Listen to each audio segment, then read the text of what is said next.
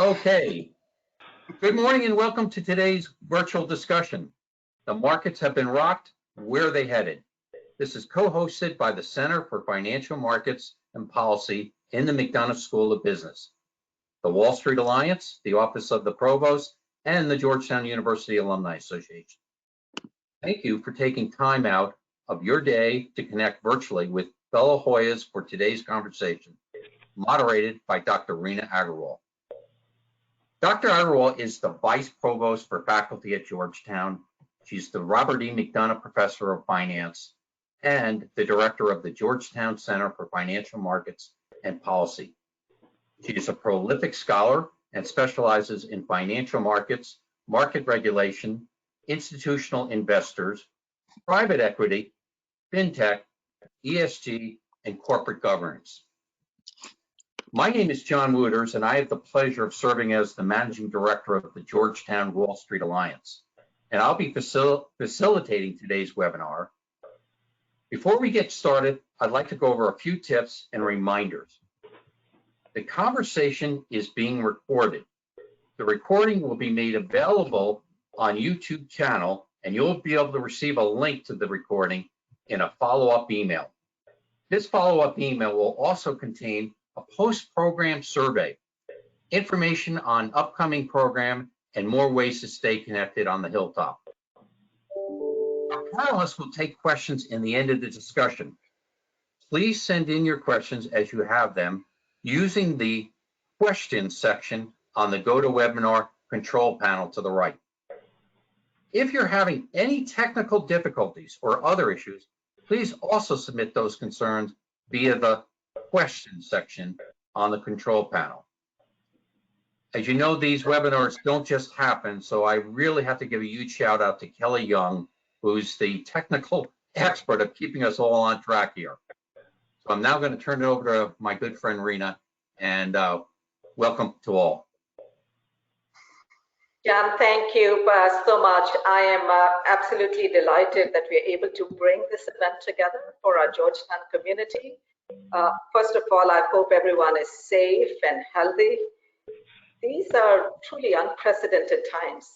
We have a health crisis that's global in nature, and this has led to a major economic fallout. So we have a wonderful panel who has a lot of expertise, and I'm going to start by introducing Michael Mauboussin. Michael is head of Consilient Research at Counterpoint Global. Previously, he was Director of Research at Blue Mountain Capital. He was Head of Global Financial Strategies at Credit Suisse and Chief Investment Strategist at Legg Mason. Michael is the author of several books. He really should be a professor. I mean, he is a professor also. He's an adjunct professor at Columbia University. Michael's books include The Success Equation, Untangling Skill and Luck and Business in Sports and Investing.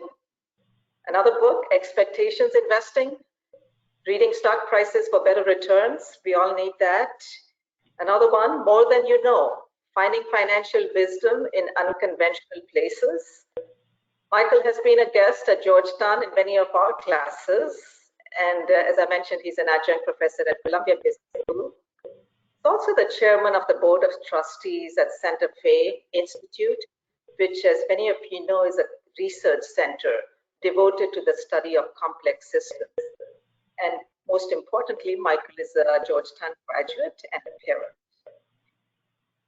Just right below me here on the screen is Kathleen Murphy. Kathleen is a great friend of Georgetown and has been engaged with Georgetown in so many different ways, coming to speak to our students. And of course, because Kathleen is the president of personal investing at Fidelity, she oversees Fidelity's life insurance and annuities business also, its workplace savings business for tax-exempt organizations like Georgetown, all of the firm's branding, advertising programs, and Fidelity's digital programs. Prior to joining Fidelity, Kathy was the CEO of ING US Wealth Management, leading the defined contribution, defined benefit, retirement solution, annuities, and ING Advisors Net business. Kathy began her career with Aetna, and she sits on the boards of FINRA, the Board of Directors of the Markel Foundation, Board of Directors and Vice Chair of the National Football Foundation. She has repeatedly been named one of the 50 most powerful women in American business by Fortune magazine, one of the Wall Street Top 50 and Business 100 by Irish Magazine, and 25 most powerful women in finance by US Bankers. So I'm very grateful to our colleague, Charles DeSantis, for introducing Kathy to us a couple of years ago. I got to know Kathy. And we have Nancy Boyle. Nancy is a CFA. She's an author, speaker, and advocate for financial literacy with 30 years of experience in investments, wealth management, consulting. Nancy has provided insights to help people become more knowledgeable and engaged regarding their financial affairs. Financial literacy is even more important today, and Nancy has been working in this area for a long time. And Nancy has co-authored several books, Manage Your Financial Life, A Thoughtful, Organized Approach for Women, and Manage Your Financial Life, Just Starting Out. Nancy's financial services experience is extensive. She has worked with high net worth families. She has served as an equity research analyst and as a consultant on investor relations strategies. Nancy is a regular on TV and a guest on many different programs. Nancy is a Hoyer and is a parent of Hoyers. So welcome, Nancy. Thank you. And very soon, Guy Adami's video should show up there. Guy is an original member of CNBC's Fast Money. He's currently the Director of Advisory Advocacy and Private Advisor Group, which is comprised of a network of nearly 600 advisors with assets approaching 17 billion. Guy has held several key leadership roles in the financial industry. He began his career at Drexel and was quickly promoted to Vice President and head of Global Gold Trader, not global, but gold trader at the firm. In 1996, he joined Goldman Sachs as the head gold trader and later was in the US equities division, where he was put in charge of the firm's industrial basic material group. Guy is the vice chairman of the New Jersey chapter of the Leukemia and Lymphoma Society, who named him their Man of the Year in 2015. Guy also sits on the national board of Invest in Others, Big Brothers, Big Sisters. Wow, this is the most amazing part. In 2012, Guy completed the New York City Ironman. Wow, congratulations. Guy is a graduate and a parent of Georgetown. And I have to say, it's Guy who reached out to me and I said, and he said to me, I want to help the Georgetown community. What can I do? And that kind of got us thinking about this event. Here we are today. So with those introductions, let me start off with sort of a broad macro perspective of what's happening in the global economy in such a short period of time. And I want to put a few things in perspective. So people compare today to what happened in 2008. They compare it to the Great Depression. And so let's keep in mind, during the Great Depression, the economy shrank by about 25%. Unemployment hit 25%. And instead of inflation, we had several years of deflation. So turning to 2020, so the IMF is projecting global growth to be minus 3% in 2020. And for advanced economies, the IMF is projecting contraction to be about minus 6%. However, I think what's really different this time around is the projections for all of 2020 and 2021. They're still calling for expansion, especially 2021. During the Great Depression, that lasted for years. So I want to ask our panelists, What are the aspects of the economy today that concern you the most? Is it GDP contraction? Is it unemployment? And I'm going to throw in oil in there. What is going on with the supply and demand of oil? So open it up to anybody who wants to take a crack at that.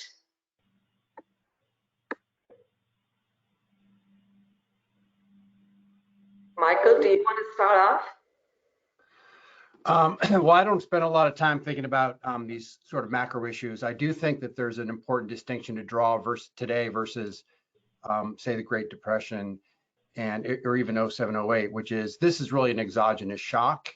And the issue we have with unemployment, for example, is something, it's not because people don't want to work or employers don't want to hire people. It's really something that's external that's been imposed on the whole system. So as we think about health issues and we think about the economic implications, the fundamental questions become when will it be safe to allow people to go back to work? And you know, you could probably, the most optimistic scenarios would be a few months. The most pessimistic scenario is probably 18 months, and those would obviously have very major impact on economic growth. And the other thing I'll just say is that what's I think somewhat more encouraging, especially versus the Great Depression, is that we have governments that are on this, right? Both fiscal and monetary policy. I think in many ways, I was actually talking to a very senior executive, policy person who said that the 07, 08 Great Recession, they developed a playbook to help give relief and stimulus to the economy, and that the current administration has been able to basically open that playbook, and a lot of the infrastructure was set to allow, for example, payments to flow throughout the system. So that is somewhat more constructive. So these are all, I mean, no one really knows what's going to happen, but I think that in some ways it's not as structurally concerning as the Great Depression for sure, as a lesson. So we don't know when we're going to get back to work, but I think people want to get back to work, and I think the underlying infrastructure is in place to allow us to do that. Could I add a point here, Reena? Because I agree with Michael that this question about the uncertainty, it is quite different than what we've seen in the past. And it's a factor of when we go back to work, but also how we go back to work. And that's a big question I think we all have to think about. And given that the consumer represents, 2/3 to 70% of GDP, it's how we go back to work and when consumers feel comfortable going to restaurants, going in stores. And those labor-intensive industries are the ones that have been hit particularly hard. So I think that needs to be a focus in the near term to bring greater consumer confidence. Yeah, I would just add to that point, I think the third leg of the stool, since this wasn't a crisis created economically, it was created by a healthcare crisis. The other impact here will be differential by sector, right? And so there are some sectors that will be harder hit, airlines, hospitality, hotels, et cetera. And so beyond consumers having the money, in terms of being employed, what will they do with that money? How will they spend it in what sectors of the economy? So there will be a differential impact as the economy comes back on different sectors. Yeah, so our audience is particularly interested, they're concerned about their financial portfolios, right? And the S&P went down as much as 34, 35% from its highs, and then it climbed up 22%, and now, it's not down that much when you think about what's happening in the macro world and unemployment.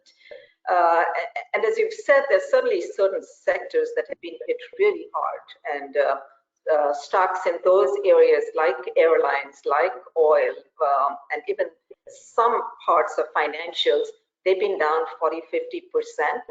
So Kathy, I'm going to ask you, so Fidelity, you are in such a unique position, right? Your firm has $6-7 trillion in customer assets. You have more than 500 funds, about 30 million customers. So you have this very unique insight. What are your customers doing? What are you seeing happening out there with, especially the small investor?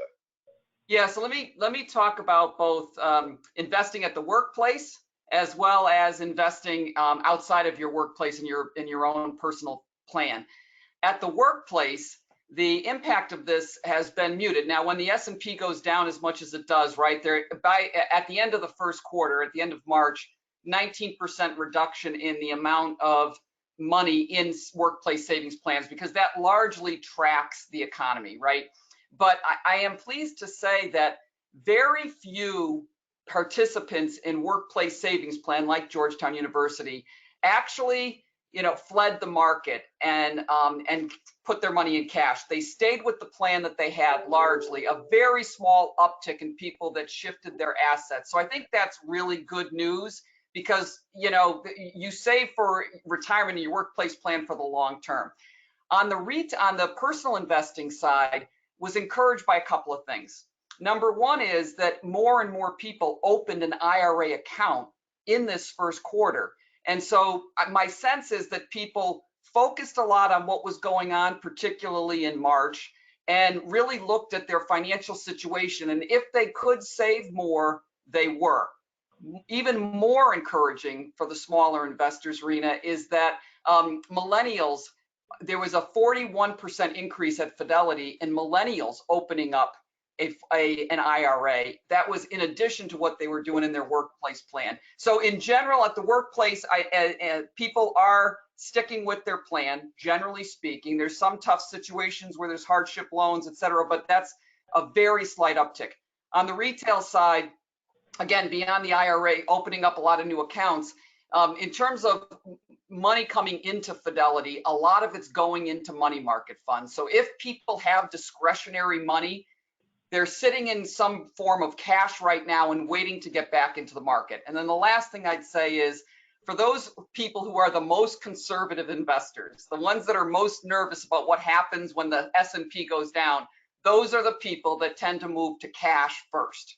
And it's unfortunate, because in the last Great Recession 11, 12 years ago, what we saw is people that stuck with their plan did twice as well as people that got out and got back in. And most interestingly, back then, 25% of the people that got out of the market when they were nervous never got back in and got none of the benefit of all of the increases in the market over the last decade. Yes, so to follow up on that, this is for all our panelists. And I'm just going to ask Kelly, I think Guy is having some trouble logging in. Maybe we need to send him the link again. You could, please.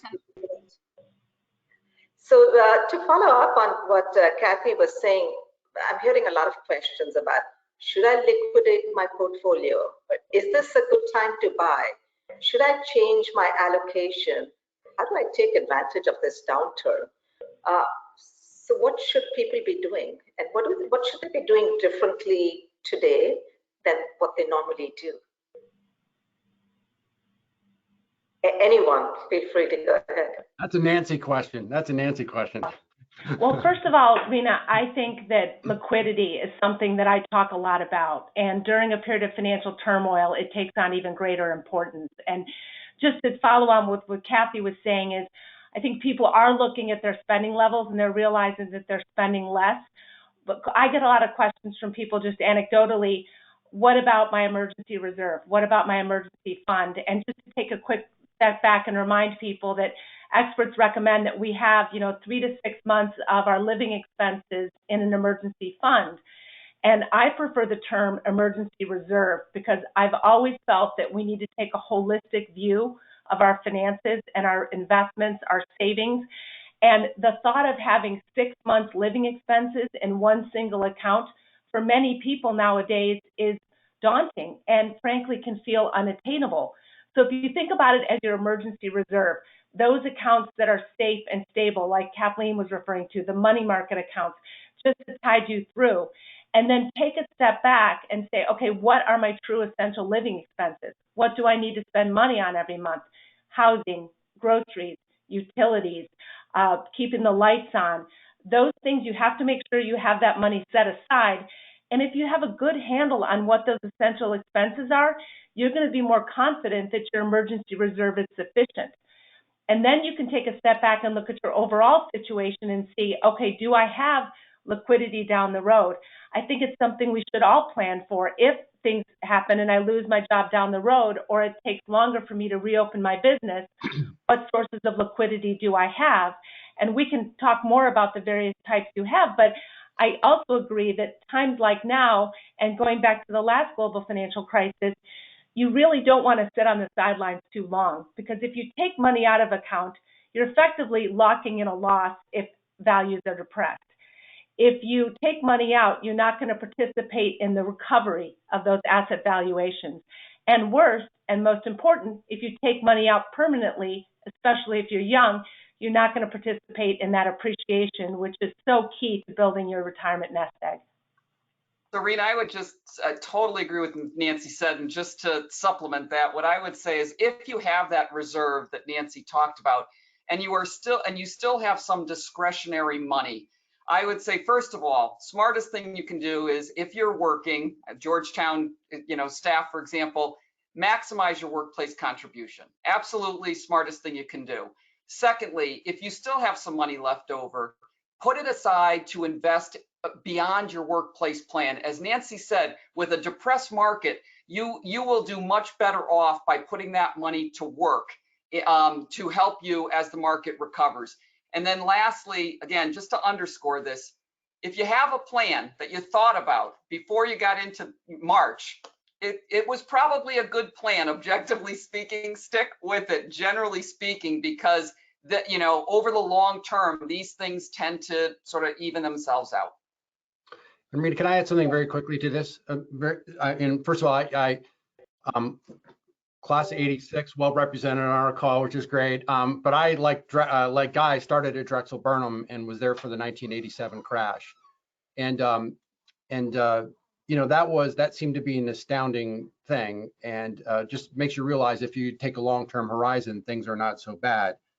Second is this idea of the market is very, I think, tricky, because the S&P is down about 10% from the beginning of the year, but that's market capitalization weighted. If you do equal weighted, it's much closer to down 20%. So some sectors have really gotten hurt very badly. So it's hard to say the market without really making that distinction. And the third thing, I think, really open question when you think about where you're going to put your money is thinking about if and how preferences will change as we come out of this. And I think, and both Kathy and Nancy, I think, mentioned this, but are we going to be using hospitality and flying less, or we could be using Zoom or Amazon more, and how much of those things will be persistent versus sort of temporary? I have to tell the audience a little story here. Please better pay attention to what Michael is saying. This was about 20 years ago last night, Michael reminded me. I had him as a guest lecturer in my class, and I think I was teaching an IPO class on initial public offerings and the whole process of going public. And Michael did a presentation, literally this was 21 years ago. He did a comparison of cash flows for Barnes & Noble and Amazon, which was just emerging at that time. And he was making a really bullish case for why the future is the Amazons of the world. I really wish I had made a phone call to my broker at that time and listened to what Michael had to say. But these are all really great points everyone is making here. I think, Michael, you kind of touched on this about there are certain sectors and how profiles will change in the future. One issue is there can be great sectors and great companies, but they might be overvalued, right? And the market might have overreacted too much in a positive direction. But there might be other sectors that are undervalued and they've been hit harder than they should have been. And sometimes psychology plays into this. And when people are in a stress situation, they make decisions that sometimes don't make sense. And Michael, you have written about this. What kind of decisions people make when they are in a stressful situation? Can you talk about that a little bit? Yeah, I'd love to. The work here I love is by a guy named Robert Sapolsky, who's a neurobiologist and primatologist at Stanford University. And Robert spends his academic years at Stanford in his lab, but for the better part of the last 30 years has gone to Kenya to study baboons. And if you ask him, why do you study baboons, he'll tell you they're physiologically very similar to humans. And like humans, they spend 3 hours a day feeding themselves and the rest of the time tormenting one another. Now, the difference between baboons and humans is you can shoot a dart into the flank of the baboon and while they're sleeping, draw their blood and measure cortisol. So you can measure essentially stress. So he's interested in how stress changes in these baboon troops. Sapolsky wrote a book about 20 years ago called Why Zebras Don't Get Ulcers. And here's the basic setup. You'll say, like, what stresses out an animal? So you're a zebra in the savannah hanging out. What stresses you out? And the answer is a lion decides you're a target for lunch, right? That's bad. You start to run, your stress response kicks in, right? Adrenaline, pump your blood. And what's really important is you turn off all your long-term systems. So you turn off digestion, reproduction, immune system, and you go as fast as you can. Now, if you survive, you go back to your group and you reverse those processes, right? So you chill out, homeostasis. Now the question is what stresses out a human being? And, by the way, Americans, every now and then humans have physical stressors, but most of our stressors are psychological. American Psychological Association surveys Americans every 5 years, and it's exactly what you would expect, job worries about money and relationships and job deadlines and so forth. But here's the key that's really important is that psychological stress triggers the same physiological response as a physical stress. So your brain doesn't distinguish between a physical threat and a psychological threat. As a consequence, and by the way, you say, what are the symptoms of people who are chronically stressed? It's all the stuff you tick off. You're sick all the time, you have problems with your gut, you have reproductive problems and so forth. But the really important issue is that when you are stressed, you shorten your time horizon. So when you're the zebra running away from the lion, you're not thinking like, what am I going to do in 2 weeks? No, you're thinking like, how am I going to survive the next 20 seconds? And likewise, when we as humans are stressed, we pull in our time horizons. By the way, this has a whole set of repercussions for inequality and so forth. And this is really important from an investor's point of view, because when you're stressed, you're going to look very short term. You're going to have a very difficult time seeing longer and longer horizons. So very much to your point, Reena, you say, like, what sectors might play out over time? If you're very stressed about your portfolio, you're going to think, how am I going to survive in the very short term? That may compel you to forego opportunities that may be much more positive in the long run. So the key is to try to keep your eyes trained on the horizon. And of course, things allowed to do things that de-stress yourself. And, it's common stuff like eating well and sleeping and exercising and being with people you love and so forth. But that's, I think, a really interesting, realize how stress affects your time horizon. Yeah. So talking about time horizon, right? In the audience, we have students who are just starting off and they're going to start investing or have already started investing. And then at the other extreme, we have people who might be close to retirement, and then everyone else in between. How should they be thinking about the current environment, but also more broadly about their investing strategy? What should students be doing? What should the people closer to retirement be doing? What should everyone else in between be doing during normal times, but especially right now? Well, maybe I'll start. Let's take the two extremes. So students and people just starting work. First of all, a lot of students, as well as people just starting out in their careers, have a lot of debt, whether it's student loans, whether it's credit card debt, etc. So number one is understand all your debts and understand what's the priority order to start paying down those debts. So that's number one. Second is you need to understand your budget, right? What are your expenses? Nancy was talking about an emergency reserve. Yes, you need to have that, but you need to have that in the context of what are your overall expenses and what can I afford to save? Where should I save versus and invest, most importantly, versus paying down the debt? I think that I will say that if I had advice for my younger self, the biggest piece of advice I would give anybody is start early to not just save, but invest. There's a big difference between saving your money and putting it in a bank account, which will get zero return, which basically means you're losing money generally. Make sure that money is working hard for you. Students today should live to be somewhere between 95 and 100 years old. That money you put away today has to make it last for a long time. So have a budget. Understand your expenses, including your debt, how to pay back that debt, save where you can and invest that money. And it's not hard to invest. There's lots of easy ways to do that. Don't get intimidated.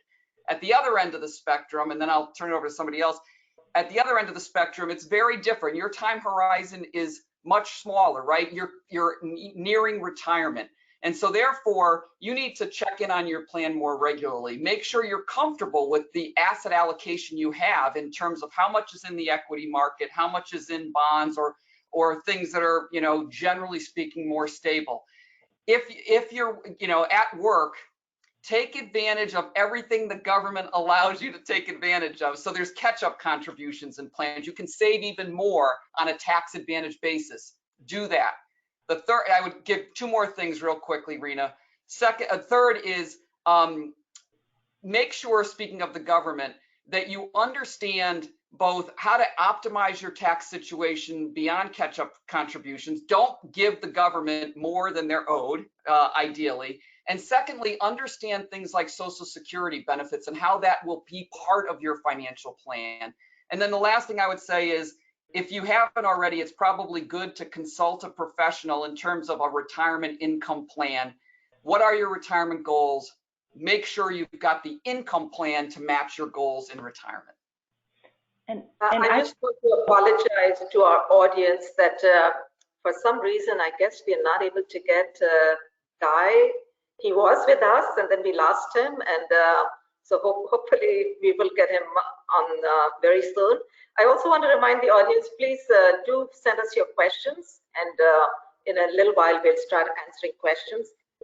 Nancy, my apologies. Oh, no, not at all. I was just going to add on to Michael's and Kathleen's comments. First of all, for those just starting out, I do speak to young people a lot, and I'm a big fan of the looking at your expenditures and the 50-30-20 rule. If you can spend no more than 50% of your take-home pay on the essentials, the things you must spend money on, then you have no more than 30% on the wants, the lifestyle choices, the having fun.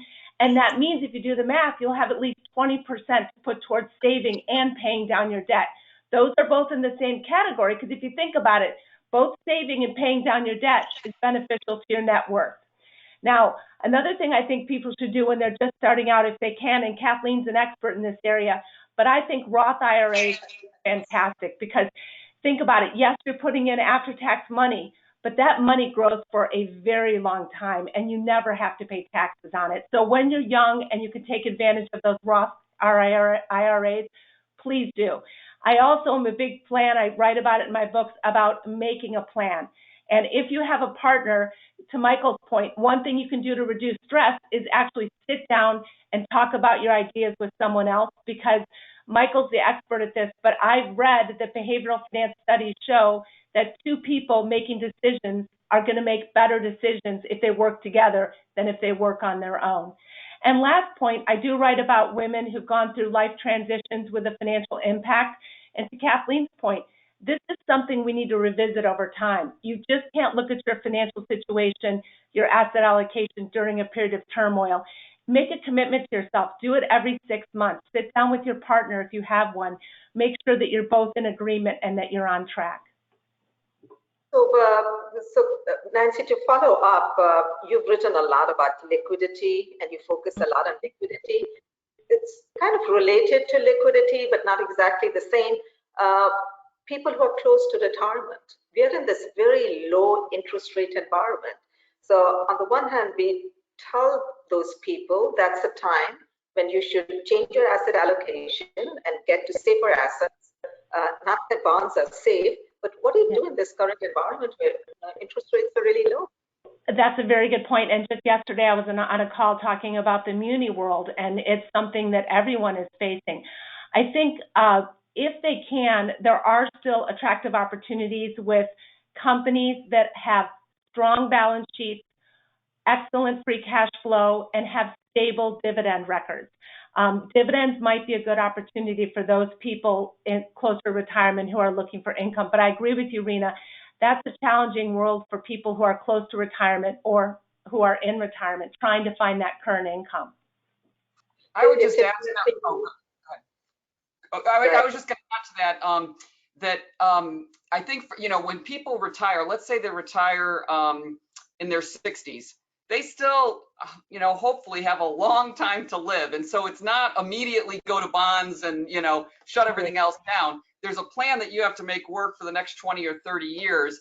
And what we've seen a lot of people do is develop a retirement income plan that's really a combination of, depending on your situation, having some of that money managed professionally, staying in the equity markets, they're all advisory plans or managed account plans, and combining that with something with downside protection. Now, depending on your risk level and your comfort, that could be what Nancy's talking about in terms of dividend paying stocks. It could be some fixed income. It also could be annuitizing with high quality annuity companies. So there's different ways to do it, but having a thoughtful retirement income plan, I think, is really important. Well, and to add to Kathleen's point, having an income plan is essential, but you need to know what your true expenses are every month. And having a good handle on what those are makes a big difference because you know you're planning appropriately. Guy, we are so happy to see you. Apologies for the technology problems here. As I was saying earlier, you are the one who put this idea in my mind about holding this event. And is your audio working?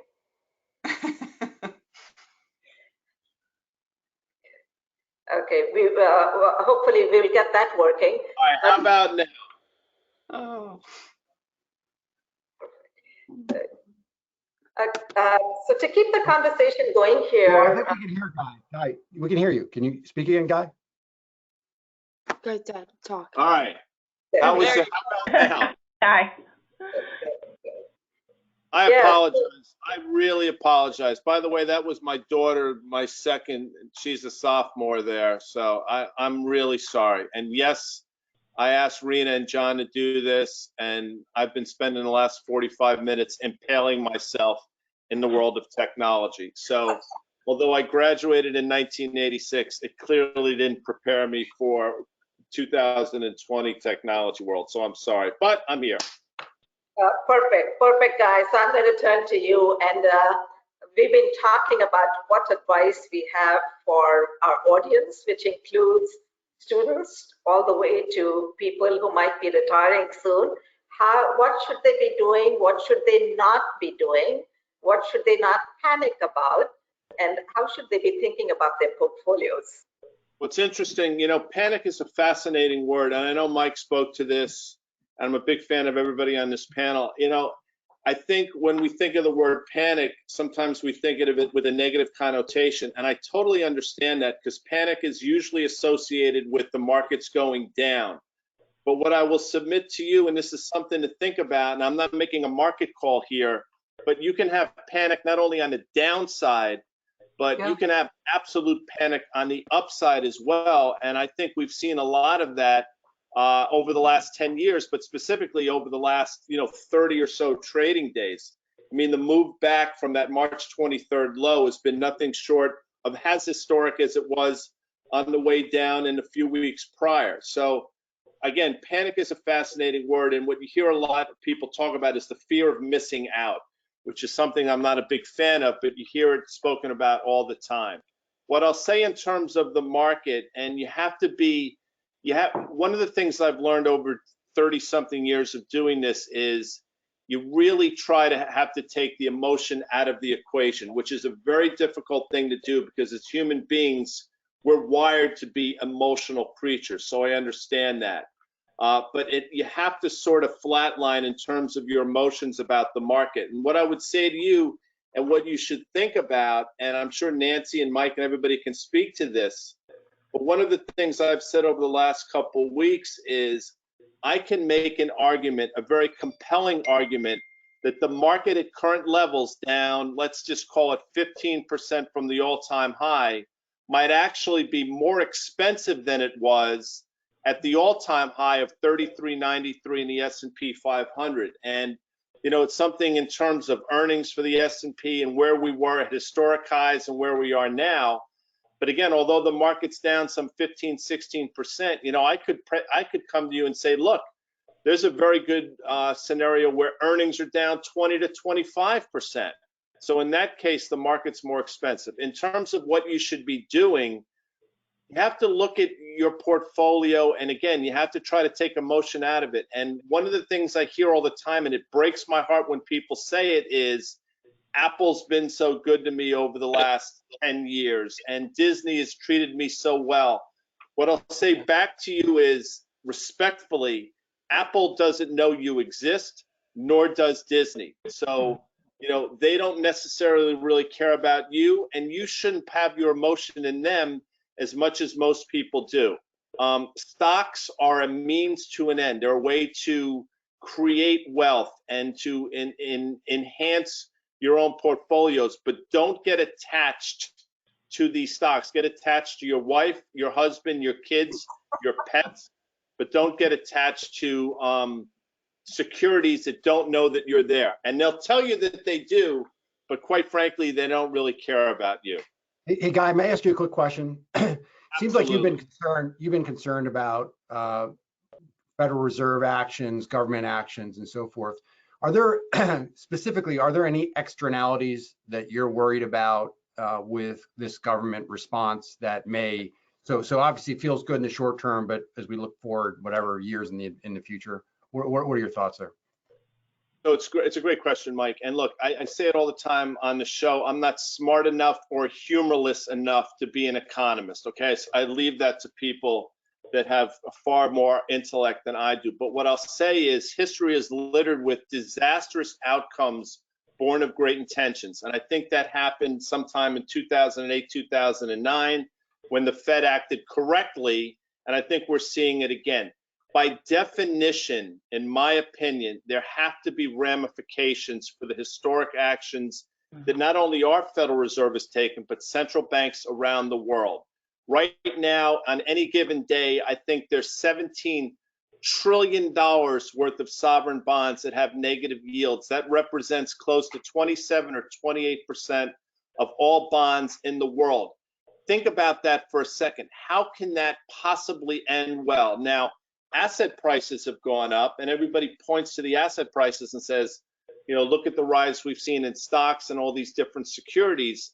But there has to be some back end, there has to be some ramifications for these actions. And I will say this, and I'll go to my grave saying this, I think some of the biggest villains of the 21st century will be proven to be central bankers, because they somehow think they can control things that are completely out of their control quickly. If you haven't seen the miniseries Chernobyl, it's fantastic. I think there's 6 episodes or so. But the last episode takes place on basically the beginning of the whole meltdown, and it takes place in the control room, and it speaks to hubris and the belief that somehow the people in the room, specifically a handful of people, can control a nuclear reaction. And what they learned is you can control it until you can't, and when you can't, things melt down. And I think that's exactly what's happening with central banks. They somehow think they can control things until they can't, then it's going to be out of their hands. My big fear, Mike, to answer your question, is this huge deflationary period we're going through now. Is, as you can look at the crude oil market, for example, as a great indicator. My real fear is you have this runaway inflation on the back end of this thing that the Fed and all central banks have zero control over. And that's when things, in my world, get really dicey. So that's my end game concern. Thank you, Guy. That is a very interesting perspective, and lots more to come. Before we start taking questions from the audience, I do have one last question for our panel here, since we have a lot of students in the audience. So we have a lot of graduating students who are going to go out in this job market, and they're obviously nervous about it. What advice would you give to them? How do they enter this market? How can they be creative and get good experience, even though sometimes it might not be the traditional 2-year analyst at Credit Suisse kind of a position? What are other things they can do to prepare themselves to get out in the real world? Michael, you're working with a lot of students. Probably they're asking you these questions. I'm not the best person to answer this question. I mean, I do work with business school, so they're older. And for the most part, I think they found that, and usually they're further along in the job cycle. So most of them, I think, have found that their employers. I mean, there's one interesting distinction, right? which by and large in 07, 08, the financial sector was really hurt badly. And, so consequence, anybody that was going into finance, that was a real struggle. And in fact, my teaching assistant in the class of 09 had an offer from one of the largest investment banks and was actually rescinded. I think it very rarely had that ever happened in history. So I think if someone's going into financial services, they're actually probably not in horrible shape. I think the bigger problem becomes if they're going into the real world and doing some jobs that are, whether service businesses or other areas. So that, but I think a lot of the answer comes down to how long we're going to be in shutdown mode. And I go back to what I said at the outset, which is I don't think employers don't want to employ people, and I think people want to work. It's just a question of when we can get clear enough of the public health concerns. So I would be a little bit more optimistic, perhaps, than what the current environment would suggest. Hey, Reena, maybe I add to it. I was at another university that won't be named, and this was before this crisis was fully developed. But it was 1,000 students, and really about their careers, et cetera. And what I said to them was, the career you're going to have is very different than the generation that preceded you. Most importantly, you need to develop skills and then continue to expand those skills over time. Think about the velocity of change based on digital technologies and capabilities. That has a significant impact on jobs of the future. And so what I would say is if you can't get that investment banking job, it's okay. Don't necessarily think about sort of the stature of the job or your ideal career. Be open-minded to continuing to develop a range of skills, because I'm a lawyer by training. And I joke at my firm all the time, I'm the last broken down lawyer that's going to run a $3 trillion personal investing business. It's going to be someone that knows a lot more about technology than I had to in my career. And so build those skill sets that makes you well-rounded to run big things in the future. And just to add on Kathleen and Michael's points, I do also spend a lot of time talking to young people who are just starting out. And Mike, Guy, and I were all the class of 86, and then we came out in 87. We were all affected by what happened then. I think this is a unique time, especially for those students who perhaps don't have a job offer yet, or their job offer, in some instances, they've been deferred till January or a later date. This is the time you can look and say, are there some skills, to Kathleen's point, or even some credentials you want to pursue? Because, I finished my CFA before I had children, and I'm so glad I did. It's harder to get credentials when you're working full time and when you have a family. So that's just a piece of advice I offer. Thank you. And with that, I'm going to pass it on. John, some questions from the audience. Thanks, Reena. We have a question that we'd like the panel to speak with regard to the disconnect between Main Street and Wall Street now. Obviously, let me take a stab at that real quick. I love that question, and it's funny when you hear the president and administration talk about the greatest economy in the history of the world, and whether that's true or not, we can argue, it doesn't really matter. But I will tell you that in my opinion, and this has been going on for quite some time, the chasm between the real economy, Main Street, and Wall Street continues to grow, and the divide seemingly continues to widen with no end in sight. I mean, the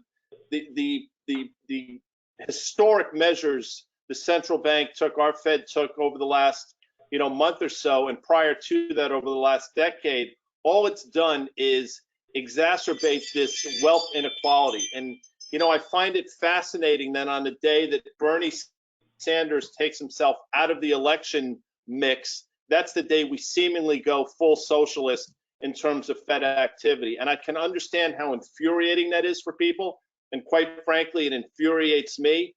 But I don't see how this changes anytime soon. And when people see, over the course of weeks, 26 million Americans are now unemployed. And over that same amount of time, the US stock market rallies some, 25 or 30%. They're looking at this and saying, how can this possibly be? What is this stock market measuring? So I totally get the frustrations that are associated with that question, John. Can I just add to Guy's point? If you look at the S&P 500, which, you know, as Reena commented, dropped dramatically in March and now is down a little over 10% year to date. If you compare that with the Russell 2000, which is smaller companies, and those smaller companies are more tied to the domestic economy, the Russell 2000 is down more than 20% year to date. So I think that illustrates some of Guy's point that, you know, you have the haves and the have-nots, the larger companies and the smaller companies. I mean, one thing I would add, I don't think it's counter to that, but I would just say it's very important for people to always keep in mind that the market is a discounting mechanism. It's always looking into the future. So the fundamental question you always want to address is what is being priced in, and do I think there's a likelihood it's going to happen, high, low, or whatever it is. So I think that the tricky thing is it's always the case. The stocks bottom when the news they stock before the news gets to be the worst, right? So that's the one thing I would just say is constantly keep the notion of expectations in mind. What is priced in? I have no idea how to forecast the market. I've given up on that. I gave up on that a long time ago. But I do think it's really important for people to think about what is priced in. And clearly this is a shock that is going to be transitory to some degree. So the market is looking past it. The question is whether it's doing it prudently or not. And John, probably we can take only one more question. We have a hard stop in 3-4 minutes. Reena, I've just gotten word from Command Center that says we have a few extra minutes. So I'm going to throw in one more extra question here. Great. We heard from a fellow named John Casey that gold is a safe haven asset category traditionally. Would you consider a gold fund investment presently during the virus turmoil? Guy, Obviously the Adami question. My question. I came out of school, and Nancy and Mike talked about us getting out of school. I started my career at Drexel Burnham in the precious metals desk, and we had some fascinating clients that, you know, time prohibits me from getting into. But what I'll tell you is this: about 6 or 7 years ago, the Bundesbank announced that they were repatriating their gold from France and from the United States, and they didn't just wake up and decide to do that. They clearly saw something. And I think if you really look, if you want to dive into this, central banks have absolutely been buying gold, and everybody's going into their respective corners trying to figure out how this whole thing ends. I think the gold play here is a play against fiat currencies. And if you look, every fiat currency in the history of mankind has ended disastrously. So the fact that we continue to just sort of create money out of thin air, and that's exactly what's happening, by the way, leads me to believe, and I'm not wearing a tinfoil on my head, and I'm not one of these, you know, perma gold bulls, but if there ever was an environment for gold to do well, it's now. And if you look at what the gold miners have done and what the commodity has done, I think we're in the first few innings. So to answer your question, I think gold absolutely makes sense in this environment. Anybody else? We have another question here. What makes better sense given the earnings uncertainty? Forward market ETFs or picking individual stocks for companies with solid balance sheets? Kathy, just more broadly, sort of educating our audience here, the ones, especially students, how to think about ETFs versus individual stocks or indexes. Yeah, so there's a lot of debate in the last month about index investing, whether it's ETFs or other index funds versus active investing, whether it's mutual funds, et cetera. I think in periods of great dislocation, active investors tend to do better if they know what they're doing, because the index has both the leaders and the laggards. It's it's sort of it's an average. And so I think that's the challenge. Now, what happened in the last 10 years is coming out of that Great Recession, index funds, whether they're Vanguards, Fidelities, whomever's, did very well. Passive investing did well, right? Because it was seen as cheaper and active, and based on the macro factors. The question I think coming out of this one is, for some period of time, will people that invest more actively get rewarded? Again, if they know what they're doing and they do their research. I will also tell you one more thing. Fidelity has a very, very big active investor, active trader business, brokerage business. I can't, whether they're doing well or not, there's a wide range of people and how well they do. the amount of investing, the trading that's been done in the last month has been beyond anything any of us have ever seen. Quite remarkable. Yeah, but, that's an interesting point. We had a conversation, an event with 5 former chief economists of the SEC and a former SEC commissioner. And we're talking about, are the markets functioning well? And everybody concluded the markets are pretty well functioning through all of this, the high volume, the high volatility, New York having to move off of the floor, but the markets have functioned pretty well. The circuit breakers probably need some tweaking, but yeah, in general, the markets are working well. John, Can I just add one thing to that very quickly? We actually published a report on this a couple of weeks ago on dispersion. It's very what Kathy just said on dispersion, and just showing historically that when dispersion's high, and this is the key point, that skillful managers have a better opportunity to express their skills. So it's not that active is better, it's the most skillful people do better. My general advice, I don't know if Nancy or Guy, you guys say something different, but if people are not really interested in understanding all the ins and outs of companies, the most logical thing is to buy a low-cost index fund or an ETF, get exposure to the assets, right, and not worry about too much on individual stocks. I think for most people, just getting involved is more important than, trying to spend a lot of time picking individual stocks. I would say, Michael, the other thing, and if you aren't interested in picking individual stocks, ETFs, et cetera, I think another approach is consult an advisor, but make sure you know what the fees are. In addition to professionally managing your money, right? I think the tax optimization that they can do pays huge benefits as well. So if you're really not interested in the category, and so many people aren't, you can either get a target date fund or you can get a managed account where you have somebody that helps you through this. I agree to Kathleen's point about the tax efficiency, and also to Michael's point, especially when you're looking at the large cap space, it is truly hard to beat the index in large cap. So maybe you have a large cap passive for part of your portfolio and work for the financial advisor who, again, to Michael's point, who is a skilled stock picker or skilled active management to complement the rest of your portfolio.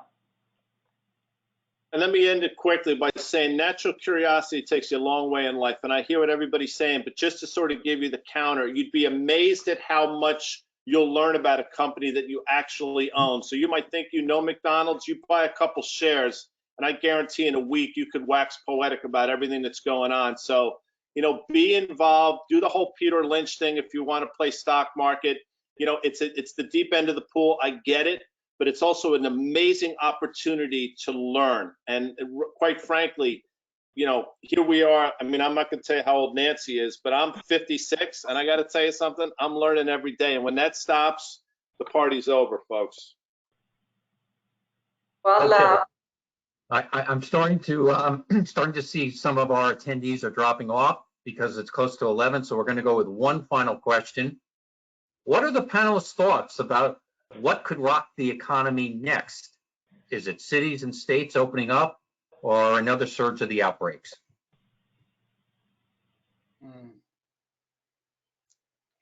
So I'm going to throw another one in there. Nobody's really talking much about November, but what will happen? Is there going to be another round of uncertainty around the elections? Well, I would just say the combination of a presidential election plus the unknown of whether there's a surge in this pandemic into the fall and winter along with flu season.